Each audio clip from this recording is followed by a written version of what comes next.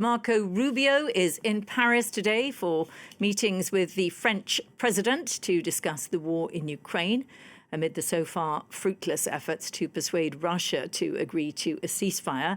Rubio, along with the US presidential envoy Steve Witkoff, is holding talks with both Macron and the Foreign Minister Jean-Noël Barrot. And this, of course, as Donald Trump continues to pledge that he'll end the war, and as he begins to voice frustration at Moscow's tactics. The group is also discussing tensions over Iran's nuclear program and the Middle East. Well, I'm joined now on the line by Clovis Casali at the Elysées Palace. So there we are, Clovis. We saw them there. They've done the handshake. What's happening now, then? What's on the agenda? Well, this lunch behind closed doors at the Elysées Palace with the French President Emmanuel Macron, the Foreign Minister Jean-Noël Barrot, as well as Donald Trump's Special Envoy for the Middle East, Steve Witkoff, and the US Secretary of State Marco Rubio. Ahead of this lunch, Elysées sources tell us that Emmanuel Macron spoke to Ukraine's President Vladimir Zelensky, of course, to get his assessment, his point of view on the situation in Ukraine with, again, fresh hits, strikes carried out by Russia on Ukrainian soil. After this lunch, where the French president will be able to discuss Iran, the war in Ukraine, but also possibly say a few words about the tariffs and this trade war undertaken, carried out by Donald Trump against Europe, but also against the whole world, really.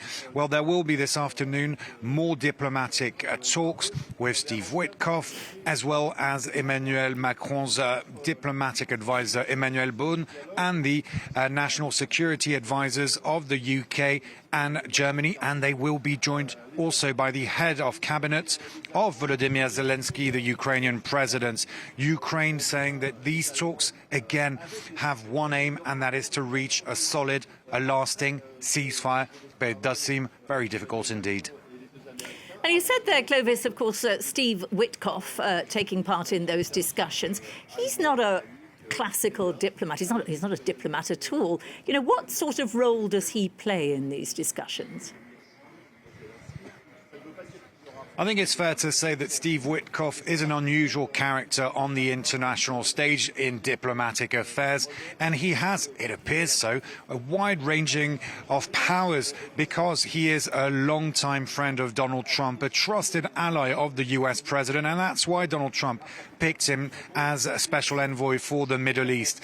But he's not just in charge of these diplomatic affairs or diplomatic talks in the Middle East. He met recently, of course, face-to-face with Vladimir Putin, the Russian president, to talk about Russia.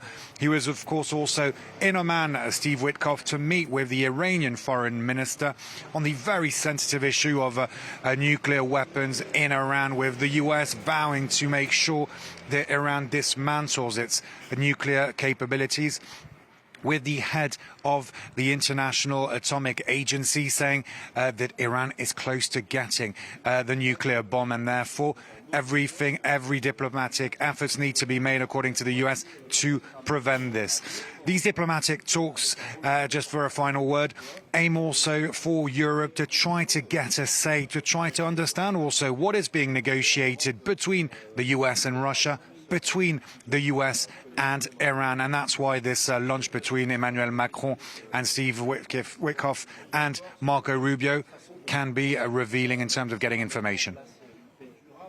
OK, Clovis, well, we'll leave it there, and I'm sure we'll be hearing from you later on here on France 24. Clovis Casali.